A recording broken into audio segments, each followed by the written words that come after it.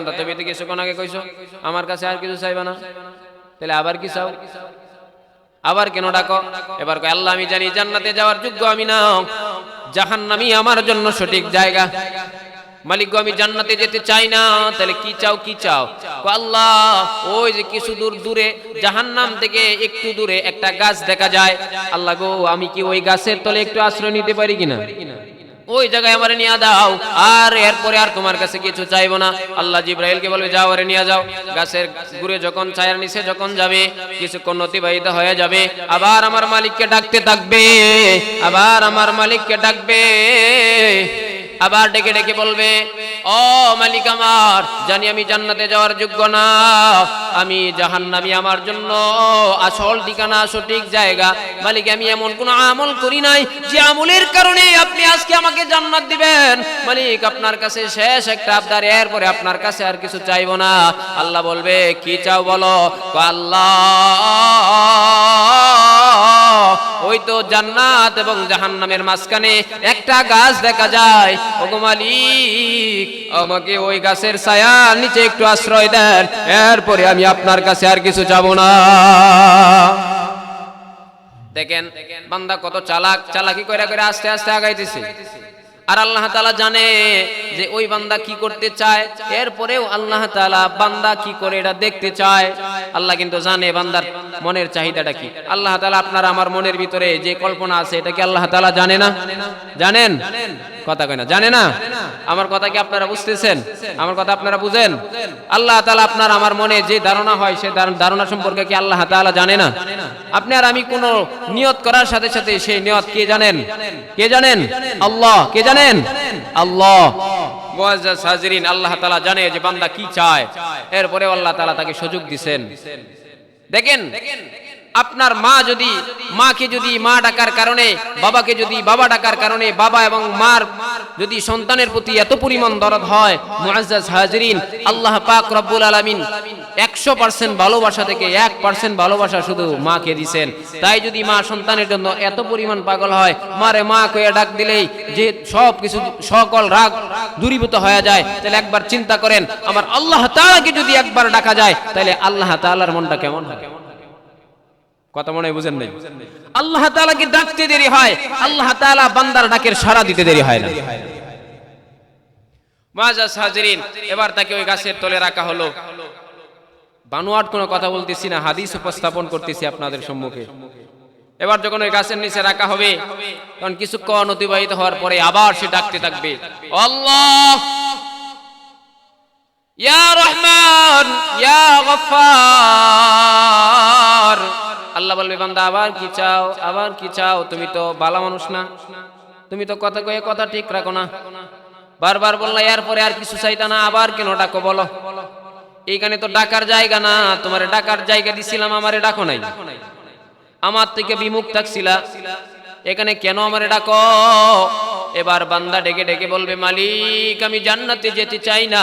ওগো আল্লাহ ওই তো জান্নাতের দরজার সামনে একটা গাছ দেখা যায়, মালিক আপনি যদি আমারে ওই গাছের নিচে একটু আশ্রয় দেন, এরপরে আমি আপনার কাছে আর কিছু যাব না। আল্লাহ তাআলা জিব্রাইল আলাইহিস সালাতু ওয়াস সালামকে বলল ও জিব্রাইল যাও আমার ওই বান্দাকে জান্নাতের ওই গাছের সামনে নিয়ে যাও। জিব্রাইল আলাইহিস সালাতু ওয়াস সালাম যখন তাকে ওই গাছের নিচে নিয়ে যাবে, যখন ওটার নিচে থাকবে তো দরজা যা জান্নাতের দরজার বরাবর ওই গাছটা থাকবে, সেখান থেকে সে জান্নাতের দরজাটা দেখতে থাকবে। আর তার মনের মধ্যে লোভ হবে আইরে আমি যদি একটু জান্নাতের ভিতরে যাইতে পারতাম, এই ভেবে সে আল্লাহ তাআলাকে আবার ডাকবে ইয়া আল্লাহ। আল্লাহ তাআলা বলবে ও বান্দা কেন আবার আমাকে ডাকো? আল্লাহ তাআলা ওই বান্দা বলবে আল্লাহ আমি জান্নাতে যেতে চাই না, ওগো মালিক আপনি আমাকে জাহান্নাম থেকে উঠায়া জান্নাতের সামনে নিয়ে আসছেন, মালিক গো আমি জান্নাতের দরজার কাছাকাছি জায়গায় যেতে চাই। আল্লাহ তাআলা বলবে ও জিব্রাইল যাও আমার এই গুনাহগার বান্দাকে জান্নাতের দরজার সামনে নিয়ে যাও। একবার চিল্লায়া বলা যাবে কি সুবহানাল্লাহ। মুআজ্জাজ হাজিরিন তাকে যখন জান্নাতের দরজার সামনে রাখা হবে, যখন তাকে জান্নাতের দরজার সামনে রাখা হবে তখন আল্লাহ তাআলা জিবরাইল আলাইহিস সালাতু ওয়াস সালামকে অর্ডার দিবে। দেখেন আল্লাহ তাআলাও চায় যে বান্দা জান্নাতে যাক। আল্লাহ তাআলা কাউকেই জাহান্নামে দেওয়ার জন্য আল্লাহ কোনো বান্দাকে বানাই নাই। আল্লাহ তাআলা প্রত্যেকটা বান্দাকেই জান্নাতে যাওয়ার জন্য বানাইছেন, জান্নাত দেওয়ার জন্য বানাইছেন। মুআজ্জাজ হাজিরিন, আল্লাহ তাআলাও চায় আমার এই বান্দা জান্নাতে যাক। জিবরাইল আলাইহিস সালামকে ডেকে ডেকে বলবে, ও জিবরাইল যাও, জান্নাতের দরজাটা একটু খুলবা, খুইলা আবার সাথে সাথে মাইরা দিবা, যেন জান্নাতের নাজ নিয়ামতগুলো সে ওইখানে বৈশা বৈশা একটু দেখতে পারে। দেন আল্লাহ তাআলা ওই বান্দার মনের ভিতরে একটু লোভ লাগাইতেছে, হায়রে বাইরে এত শান্তি, না জানি জান্নাতের ভিতরে কত শান্তি। জান্নাতের দরজাটা যখন খোলা হবে জান্নাতের ভিতর থেকে একটা মৃদু বাতাস তার শরীরের ভিতরে লাগবে, লাগার সাথে সাথে ওই বান্দার দিলটা প্রশান্তিতে ভরে যাবে আর বলবে, হারে বাতাসটাই যদি এত মজা হয়, না জানি জান্নাতের ভিতরে কত মজা। এবার আল্লাহ তাআলাকে ডাকবে, ওগো আল্লাহ। আল্লাহ কবে, কি চাও কি চাও? তুমি তো বারবার বলো কিছু চাইবে না, আমার কেন আমাকে ডাকো? আল্লাহ ওই বান্দা বলবে, আল্লাহ জানি আমি জান্নাতে যাইতে পারবো না, জান্নাতে যাওয়ার যোগ্য আমি না, জান্নাতে যাওয়ার মতো কোনো আমল আমি নিয়ে কবরে আসি নাই। মালিক দুনিয়াতে থাকাকালীন সময়ে তোমাকে ডাকি নাই। ওগো আল্লাহ, জিন্দেগি ভর শুধু গুনাহ করেছি গুনাহ করেছি, গুনাহ ছাড়া কোনো নেকির কাজ আমি করি নাই। মালিক আমি জান্নাতে যাওয়ার যোগ্য না। ওগো আল্লাহ, আপনার কাছে আমার একটা আবেদন। কয় কি আবেদন? মালিক আমি জান্নাতে যায় থাকতে চাই না। কয় তাহলে কি চাও? আল্লাহ আমি জান্নাতের গেট দিয়ে একটু ঢুকমু আর নাজ নিয়ামতগুলো দেইখা সাথে সাথে আমি বের হয়ে চলে আসবো। আল্লাহ তাআলা বলে, না তোর কথার কোনো বিশ্বাস নাই, পরে দি বাইরবি না। আল্লাহ আমি বাইরে যাবো, যামু আর আমু, দেখবো আর চলে আসবো। আল্লাহ তাআলা এবার ডেকে ডেকে বলে, আমার নামে শপথ কর।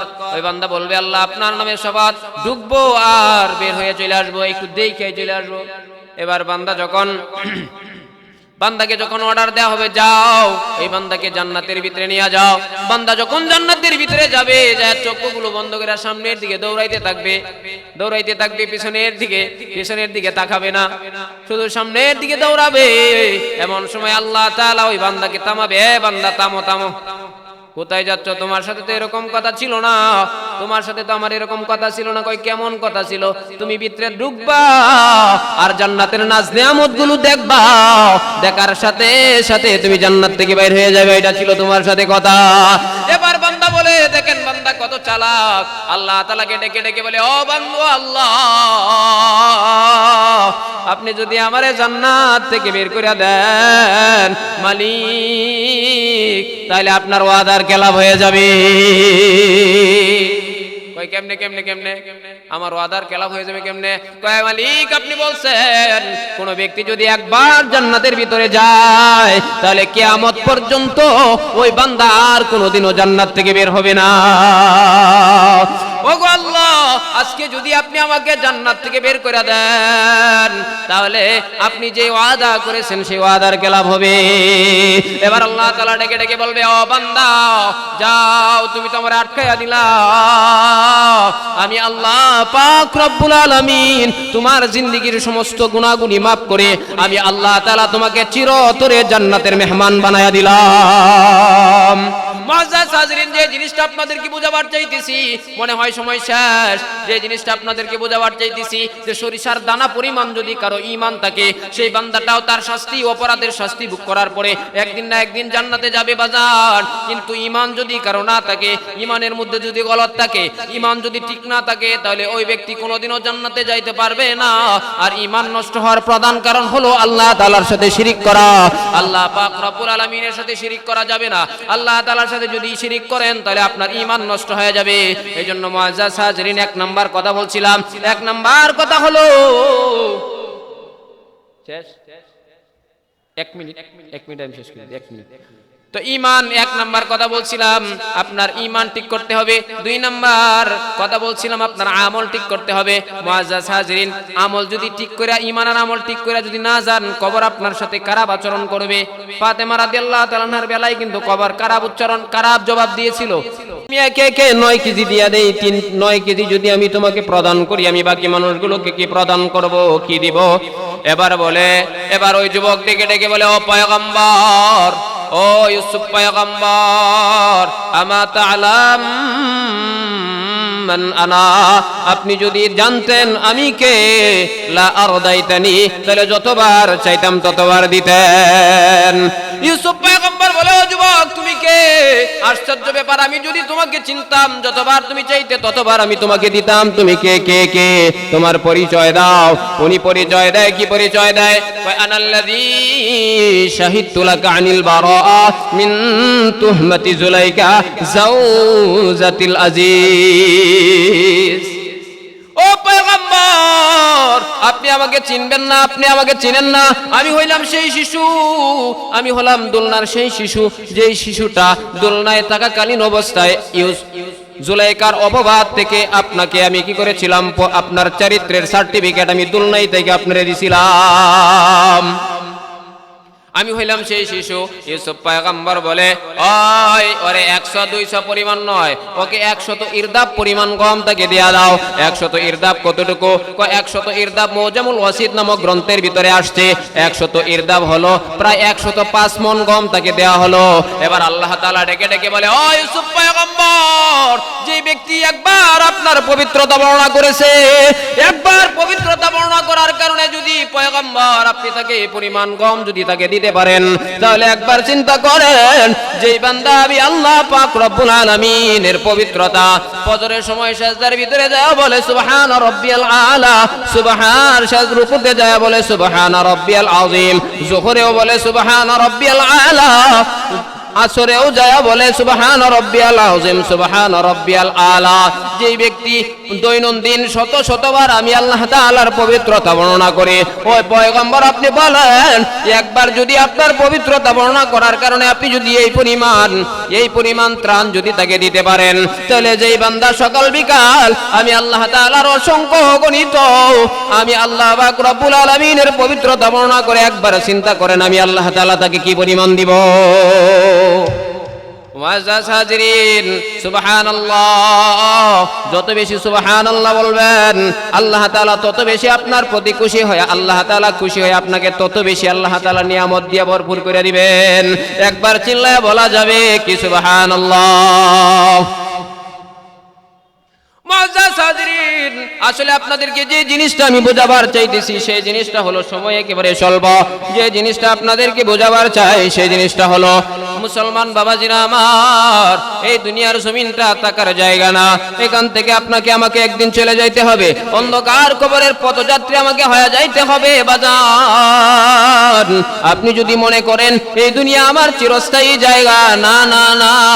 কত যুবক সন্তান রাস্তা দিয়ে যাওয়ার সময় রোড অ্যাক্সিডেন্টে মারা যায়, কোনো হিসাব নাই। ও বাবাজি, একদিন আল্লাহ পাক রব্বুল আলামিন আপনাকে আমাকে, আল্লাহ পাক রব্বুল আলামিন মালাকুল মউতকে পাঠায় দিয়ে আপনার আমার রূহটাকে কবজ করে নিয়ে যাবে। এই দুনিয়ায় আমরা কেউ থাকতে পারবো না, দুনিয়াতে থাকার জায়গা না, কেউ থাকতে পারবো না। আল্লাহ তাআলা জানায়া দেয়, আইনামা তাকুনু ইউদরিকুমুল মাউত ওয়ালাউ কুনতুম ফি বুরুজিম মুশাইয়াদা। ও আমার বান্দা বান্দীরা শুনো, যদি কোনো ব্যক্তি আমি আল্লাহ পাক রব্বুল আলামিনের মরণ থেকে বাঁচার জন্য সে যদি কাছের একটা ঘর বানায়, এরপরে একটা মজবুত ঘর বানায় যদি ওই ঘরের ভিতরে আশ্রয় গ্রহণ করে, ও বান্দা জেনে রাখো, জেনে রাখো, আমি আল্লাহ পাক রব্বুল আলামিন 1 সেকেন্ড আগেও না 1 সেকেন্ড পরেও না, সময় মতো তার রূহটাকে আমি কবজ করে নিয়ে আসবো।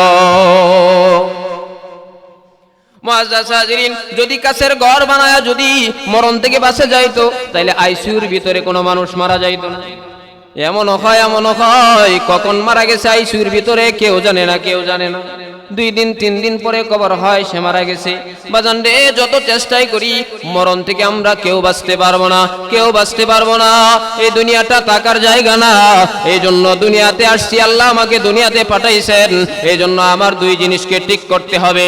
1 নাম্বার আমার ঈমান, 2 নাম্বার হলো আমল। এই 2 জিনিস যদি ঠিক করে কবরে যেতে পারি, এই 2টা জিনিস যদি দুনিয়ার জমিনে ঠিক করে যদি কোনো বান্দা কবরে যেতে পারে, তাহলে আল্লাহ পাক রব্বুল আলামিন ওই বান্দা কবরে যাইতে দেরি হবে, আল্লাহ তাআলা তাকে জান্নাতের মেহমান হিসেবে কবুল করতে দেরি হবে না। সুবহানাল্লাহ। আপনারা মনে হয় বাড়িতে খাইছেন না, ঠিক না? খাইছেন? সুবহানাল্লাহ, একবার সুবহানাল্লাহ বললে আল্লাহ তাআলা জান্নাতের ভিতরে ওই বান্দার জন্য একটা ঘাস আল্লাহ তাআলা লাগায় দেন।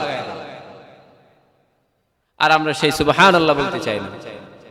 মুআজ্জাজ হাজিরিন, এজন্য আপনারা আমার দুনিয়াতে থাকাকালীন সময়ে দুই জিনিসকে ঠিক করে যেতে হবে। এক নাম্বার ঈমান, দুই নাম্বার আমল। এই দুই জিনিস যদি ঠিক করে যেতে পারি, আপনি আর আমি যদি এই দুইটা জিনিস ঠিক করতে পারি, দুনিয়াতেও আপনি সফল কাম, আখিরাতেও আপনি সফল কাম। দুনিয়াতেও আপনি দামি, আখিরাতেও আপনি দামি। কই যে ব্যক্তি যত বেশি আল্লাহ পাক রব্বুল আলামিনের জন্য নিজের জীবনটাকে সুপর্দ করে দিবে, আল্লাহ পাক রব্বুল আলামিন ওই বান্দার জন্য ওই দুনিয়াটাকে তার কি করে দিবেন, পদতলে নিয়ে আসবেন। যেই দুনিয়ার জন্য আমরা ঘুরতে ঘুরতে আমাদের জিন্দেগি শেষ করে ফেলি, কই মাল্লাহুল মাওলা ফালাহুল কুল, যে ব্যক্তি আল্লাহর জন্য হয়ে যাবে, পুরা পৃথিবীটা ওই বান্দার জন্য হয়ে যাবে।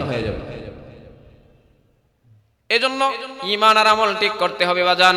ঈমান আর আমল ঠিক না করে যদি আমরা কবরে যাই, আল্লাহ পাক রব্বুল আলামিন আপনি আর আমি ঈমানবিহীন আমলবিহীন কবরে যাইতে দেরি হবে, জাহান্নামের শাস্তি আমার কবরে শুরু হইতে দেরি হবে না। মুআজ্জাজ হাজিরিন, কিতাবের ভিতরে আসছে, কই যদি কোনো ব্যক্তির দানা পরিমাণ, সরিষার দানা পরিমাণ ঈমান যদি কারো থাকে, আল্লাহ তাআলা বলেন আমি আল্লাহ তাআলা ওই বান্দাটাকে একদিন না একদিন জান্নাতে নিব। যদি কারো সরিষার দানা পরিমাণ ঈমান যদি কারো থাকে, তাহলে ওই ব্যক্তিটাও একদিন না একদিন জান্নাতে প্রবেশ করবে। তাহলে ঈমান বড় দামি দৌলত। ঈমান যদি ঠিক করে যেতে পারি, আপনি আর আমি বড় দামি মানুষ। ঈমান যদি ঠিক করে যাইতে না পারি, আমার মতো কপাল পোড়া, আপনার মতো কপাল পোড়া এই দুনিয়ার জমিনে আর কেউ হতে পারে না। মুআজ্জাজ হাজিরিন, কিতাবের ভিতরে পাওয়া যায় যদি কারো সরিষার দানা পরিমাণ ঈমান যদি কারো থাকে, তাহলে ওই ব্যক্তিটাও একদিন তার অপরাধের শাস্তি ভোগ করার পর একদিন না একদিন সে জান্নাতে প্রবেশ করবে। কিতাবের ভিতরে আসছে যে যেই ব্যক্তিটাকে আল্লাহ পাক রব্বুল আলামিন জান্নাতে নেবেন, যেই ব্যক্তিটা সর্বশেষ আল্লাহ তাআলার তৈরি জান্নাতের ভিতরে প্রবেশ করবে, ওই ব্যক্তিটার সরিষার দানা পরিমাণ ঈমান থাকবে। ওই দুনিয়াতে আসার পরে শুধু গুনাহ আর গুনাহ করছে, গুনাহ করতে করতে তার জিন্দেগিটা কাটাইছে। এমন এক ব্যক্তিকে আল্লাহ তাআলা সর্বশেষ আল্লাহ পাক রব্বুল আলামিন জান্নাতে ঢুকাবেন। আল্লাহ তাআলা ওই ব্যক্তিটাকে যখন জাহান্নামে দিয়ে দিবে, তার অপরাধের শাস্তি যখন সে পেতে থাকবে, ওই জাহান্নামের ভিতর থেকে হঠাৎ করে একদিন জান্নাতের কোনা জাহান্নামের কোনা থেকে ডাকতে থাকবে, ইয়া আল্লাহ,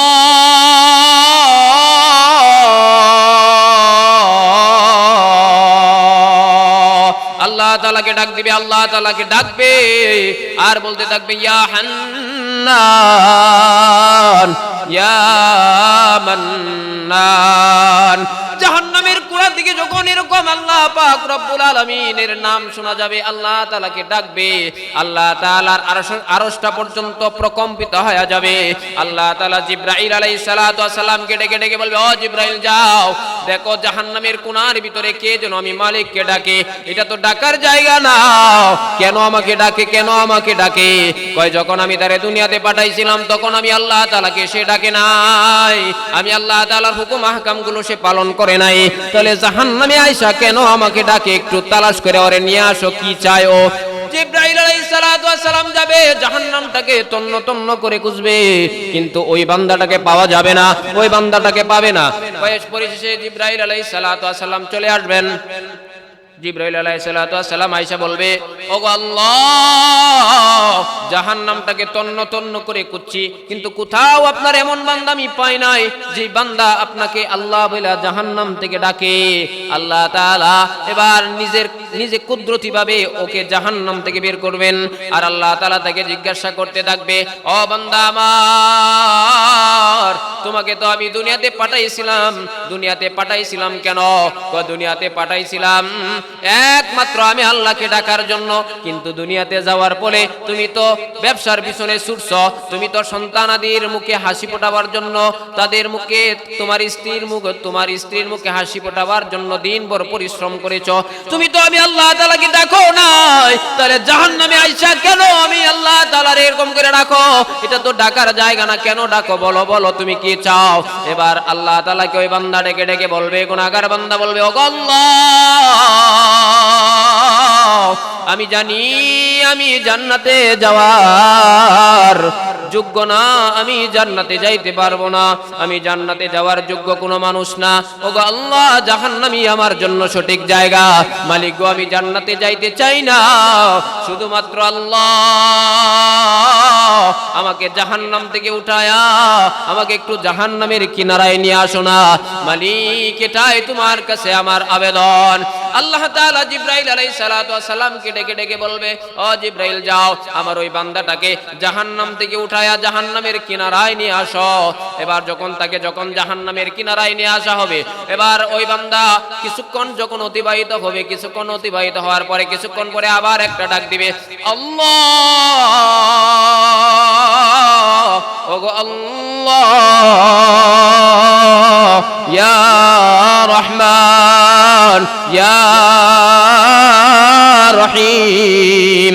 আল্লাহ তাআলা বলবে, এ বান্দা আবার কেন ডাকো? তুমি যা চাইছো আমি তো আল্লাহ তাআলা দিয়া দিছি, তোমার আবদার তো আমি আল্লাহ তাআলা রক্ষা করছি, আবার কি চাও? বান্দা বলবে, আল্লাহ, আমি জানি জান্নাতে যাওয়ার যোগ্য আমি না, জান্নাতে আমি যাইতে পারবো না, এমন কোন আমল আমি দুনিয়ার জমিনে করি নাই যে আমলের কারণে তুমি আল্লাহ তাআলা আমারে জান্নাতে নিয়ে যাবা। কিন্তু আল্লাহ, আপনার কাছে আমার একটা আবেদন, আরেকটা আবেদন আছে। কই, কি আবেদন? মালিক, আমি জান্নাতে যেতে চাই না, ওগো আল্লাহ, জাহান্নাম থেকে আমার একটু উঠায়া আমার একটু জান্নাতের উপরে নিয়ে যাও। আল্লাহ তাআলা বলবে, এ বান্দা, ঠিক আছে, এরপরে কিন্তু তুমি আমার কাছে আর কিছু চাইতে পারবা না, আর আমারে ডাকতে পারবা না। ঠিক আছে আল্লাহ, এরপরে আমি আর আপনাকে ডাকবো না। আল্লাহ তাআলা জিবরাইল আলাইহিস সালাতু ওয়াস সালামকে অর্ডার দিবেন, ও জিবরাইল, যাও আমার এই বান্দাকে জাহান্নাম থেকে উঠায়া জান্নাতের উপরে নিয়ে আসো, জাহান্নামের উপরে নিয়ে আসো। এবার যখন তাকে জাহান্নামের উপরে নিয়ে আসা হবে, কিছুক্ষণ পরে কিছু সময় যখন অতিবাহিত হয়ে যাবে, ধরেন আপনি 3 দিন 4 দিন যাবত কোনো কিছু খাবার খান না, হঠাৎ করে যদি 4 দিন পরে আপনার সামনে খাবার রাখা হয়, তখন কি মনে চাইবে? তাও খাবারটা উন্নত মানের খাবার, তখন মন বারবার বলবে কিনা, আরে আমি যদি এই খাবারটা খাইতে পারতাম। প্রত্যেকটা মানুষের কিন্তু মন চাইবে 3 দিন 4 দিন উপবাস থাকার পর উন্নত মানের খাবার যখন আমার সামনে রাখা হবে, মন বড় চাবে ওই খাবারটা খাওয়ার জন্য। সে সারা জীবন তার জিন্দেগিটা কাটাইছে জাহান্নামের আগুনে, কত সাপে দংশন করছে, এমন কি পড়তে পড়তে কিতাবের মধ্যে পাওয়া যায় তার কলিজাটা পর্যন্ত পুরে ছাই হয়ে যাবে। এমন ব্যক্তিকে আল্লাহ জান্নাত দিবেন। কি কারণে? শুধু আপনাদেরকে একটা জিনিস আমি বুঝাবার চাইতেছি বাজান, ঈমান বড় দামি দৌলত। কারো যদি দানা সরিষার দানা পরিমাণ ঈমান থাকে, আল্লাহ তাকে জান্নাত দিবে। এই জিনিসটা বুঝাবার জন্য এই কথাগুলো টানা। আমার 2টা কথা ছিল, 2টা বিষয়ের উপর আলোচনা ছিল। 1 নাম্বার বিষয় ছিল যে 1 নাম্বার আপনার আমার ঈমানকে ঠিক করতে হবে, 2 নাম্বার আপনার আমার আমলকে ঠিক করে এরপরে কবরে যেতে হবে। আল্লাহ আরেকটা কাজ আপনাকে আমাকে করতে হবে, সেই কাজটাকে আল্লাহ তাআলা আয়াতে কারিমার ভিতরে জানাইলেন, ইয়া আইয়ুহাল্লাযীনা আমানুত্তাকুল্লাহ হাক্কা তুকাতিহি ওয়া লা তামুতুন্না ইল্লা ওয়া আনতুম মুসলিমুন। আল্লাহ তাআলা বলতেছেন যে আরেকটা কাজ আছে, তুমি তোমার অন্তরের ভিতরে আমি মালিকের খালেস ভয় তোমার অন্তরের ভিতরে ঢুকাও। তাহলে আজকের আলোচনা 2টা বিষয়। 1 নাম্বার বিষয় হচ্ছে ঈমান আর আমলকে ঠিক করে কবরে যেতে হবে। মুআজ্জাজ হাজিরিন, আপনি আর আমি যদি ঈমান আর আমল যদি ঠিক করে কবরে যেতে না পারি, তাহলে আমি আপনাকে আমাকে কবরে রাখার সাথে সাথে কবর আপনার আমার সাথে খারাপ আচরণ করা শুরু করে দেবে। মুআজ্জাজ হাজিরিন, হযরতে ফাতেমা রাদিয়াল্লাহু তাআলা আনহা যখন ইন্তেকাল করেছেন, সময় একেবারে স্বল্প, হযরতে ফাতেমা রাদিয়াল্লাহু তাআলা আনহা যখন ইন্তেকাল করেছেন, যখন ওনাকে কবরে রাখা হবে, তো আল্লাহর নবীর সাহাবী হযরতে আবু যর গিফারি রাদিয়াল্লাহু তাআলা আনহু কবরের কাছে যায় কবরকে ডেকে ডেকে বলতেছে, হে কবর, তোমার ভিতরে আজকে কাকে রাখা হবে তুমি জানো? তোমার ভিতরে আজকে এমন একজন রমণীকে রাখা হবে যে রমণী হলো আকায়ে নামদার তাজদারে মদিনা সরওয়ারে দু আলম নবী মুহাম্মদুর রাসূলুল্লাহ সাল্লাল্লাহু আলাইহি ওয়াসাল্লামের আদরের দুলালি হযরতে ফাতেমাকে তোমার ভিতরে রাখা হবে। সাবধান, কবর তার সাথে খারাপ আচরণ করবে না। এই কবর, তোমার ভিতরে আজকে এমন একজন রমণীকে রাখা হবে যে রমণী জান্নাতি সমস্ত মহিলাদের সর্দারনি হযরতে ফাতেমাকে তোমার ভিতরে রাখা হবে। সাবধান, তার সাথে খারাপ আচরণ করো না। এরকম আবু যর গিফারি রাদিয়াল্লাহু আনহু ডেকে ডেকে বলতেছেন যে হে কবর, তোমার ভিতরে এমন একজনকে রাখা হবে যিনি নাকি জান্নাতি সমস্ত যুবকদের সর্দার হযরতে হাসান এবং হযরতে হুসাইন রাদিয়াল্লাহু তাআলা আনহুমার মাকে তোমার ভিতরে রাখা হবে। কবর, সাবধান, তার সাথে খারাপ আচরণ করো না। যখন এরকম বারবার যখন বলতেছে, আবু যর বলে, ও কবর, তোমার ভিতরে এমন একজন রমণীকে রাখা হবে, যেই রমণী হলো শেরে খুদা হযরতে আলী রাদিয়াল্লাহু তাআলা আনহুর স্ত্রী হযরতে ফাতেমাকে তোমার ভিতরে রাখা হবে। মুআজ্জাজ হাজিরিন, আল্লাহ তাআলা কবরের জবান খুলে দিবেন।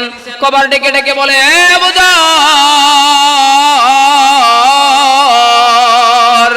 আবু যর, আমি হাসান হুসাইন রাদিয়াল্লাহু তাআলা আনহুমার মাকে আমি চিনি না, আমি শেরে খুদা আলীর স্ত্রী হযরতে ফাতেমাকে আমি চিনি না।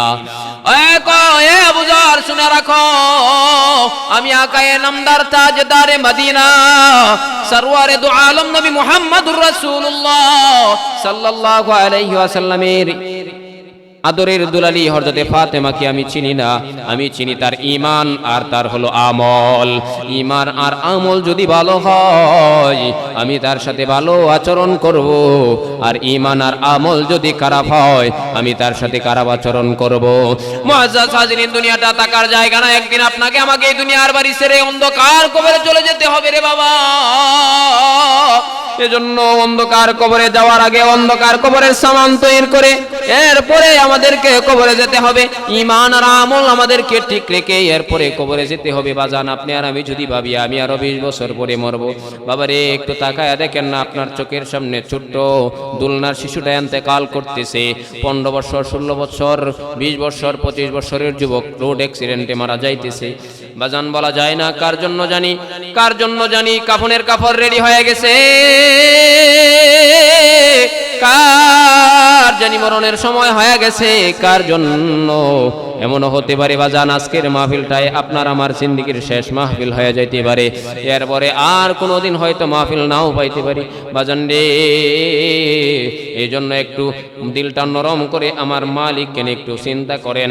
আমার মালিকের জন্য জীবনে যা করছেন তো করছেন, আজকের থেকে এই মাহফিল থেকে তওবা করেন। মালিক, অতীতে জীবনে যা করেছি তো ভুল করেছি, আর গুনাহ করব না। মালিক, তুমি যদি আমাদেরকে গুনাহ দাও আমাদের যাওয়ার জায়গা নাই। এই জন্য মালিক, আমাদেরকে আমাদের নামটা জাহান্নামের কাতার থেকে কাটায় আমাদের নামটা জান্নাতীদের কাতার ভিতরে, তালিকার ভিতরে আমার নামটা উঠায়া দাও। শেষ রাত্রে যদি 2 ফোঁটা চোখের পানি ফেলে যদি আমার মালিকের কাছে কান্না করতে পারেন, আমার আল্লাহ পাক রব্বুল আলামিন আল্লাহ তাআলা আপনার জিন্দেগীর সমস্ত গুনাহ মাফ করে আল্লাহ তাআলা আপনাকে জান্নাতি হিসেবে কবুল করে নেবেন। মুআজ্জাজ হাজিরিন, গুনাহগার বান্দার চোখের পানির মূল্য মহান আল্লাহ পাক রব্বুল আলামিনের কাছে বড় দামি, বড় দামি, বড় দামি। গুনাহগার বান্দা যখন 2 ফোঁটা চোখের পানি ফেলায় আল্লাহ তাআলার কাছে ওই 2 ফোঁটা চোখের পানি বড় দামি, বড় দামি পানি।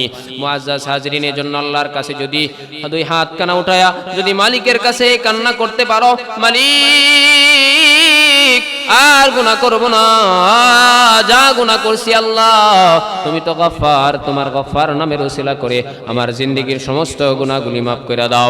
মুআজ্জাজ হাজিরিন, কিতাবের ভিতরে আসছে যে কাল কিয়ামতের দিন জাহান্নামটাকে 70,000 শিকল দিয়া আটকায় রাখা যাবে না। হাজার হাজার ফেরেশতা জাহান্নামটাকে আটকায় রাখতে চাবে, কিন্তু জাহান্নামটা বলবে, আল্লাহ গুনাহগারদেরকে আমার পেটে দিয়া দাও, আমি ওইগুলোকে আমার পেটে নিতে চাই। কোনোভাবে যখন জাহান্নাম শান্ত হবে না, ওই সময় আল্লাহ পাক রব্বুল আলামিন ফেরেশতাদেরকে একটু পানি দিয়া বলবেন, ও ফেরেশতারা যাও, এই পানিটা জাহান্নামের শরীরে ছিটায় দাও। ওই পানিটা জাহান্নামের শরীরে ছিটায় দেওয়ার সাথে সাথে ওই জাহান্নামটা শান্ত হয়ে যাবে। এবার ফেরেশতারা জিজ্ঞাসা করবে, মালিক এটা কেমন পানি যে জাহান্নামটাকে 70,000 শিকল দিয়ে 70,000 ফেরেশতা টেনে ধরে রাখতে পারলাম না? এটা কিসের পানি, এটা কেমন পানি যেই পানি ওর জাহান্নামের শরীরে ছিটানোর সাথে সাথে জাহান্নামটা শান্ত হয়ে গেছে? মালিক এটা কিসের পানি, কিসের পানি? আল্লাহ বলবে, ও ফেরেশতারা জানো এটা কিসের পানি? কয়টা কিসের পানি? কয়টা এমন একটা পানি যেই বান্দাগুলো আমার দুনিয়াতে যাওয়ার পরে গুনাহ করছে, শেষ রাত্রে আমি মালিকের কাছে 2 হাত উঠায়া চোখের পানিগুলো ফেলে ফেলে গুনাহ মাফের জন্য আমার কাছে কান্না করছে। আমি আল্লাহ তাআলা ওই পানিগুলোকে জমা করে রাখছি, আর এই পানিটাই আমি আল্লাহ পাক রব্বুল আলামিন জাহান্নামের শরীরে ছিটায় দিতে বলছি। এই জন্য মুআজ্জাজ হাজিরিন, গুনাহগারের চোখের পানি আল্লাহ তাআলার কাছে বড় দামি। এই জন্য যদি আল্লাহর কাছে যদি আমরা কান্না করতে পারি, আল্লাহ তাআলা আপনার আমার জিন্দেগীর গুনাহ আল্লাহ তাআলা মাফ করে আল্লাহ তাআলা আপনার আমার জন্য জান্নাতের ফয়সালা করে দিবেন। এজন্য আল্লাহ পাক রব্বুল আলামিন আমাদের সকলকে ঈমান আর আমল ঠিক রেখে আমরা যেন কবরে যেতে পারি, আল্লাহ তাআলা আমাদের সকলকে সেই তৌফিক দান করুন। যে কথাগুলো বললাম ওই কথাগুলোর উপর আমাকে এবং আপনাদের সকলকে আমল করার মতো তৌফিক দান করুন। এবং পরিশেষে আমি আপনাদের কাছে দোয়া চাই, আমি আপনাদের জন্য দোয়া করি আল্লাহ তাআলা যেন আমাকে দ্বীনের একজন নগণ্য কাদেম হিসেবে কবুল করেন। সকলেই বলি আমিন। ওয়া আখিরি দাওয়ানা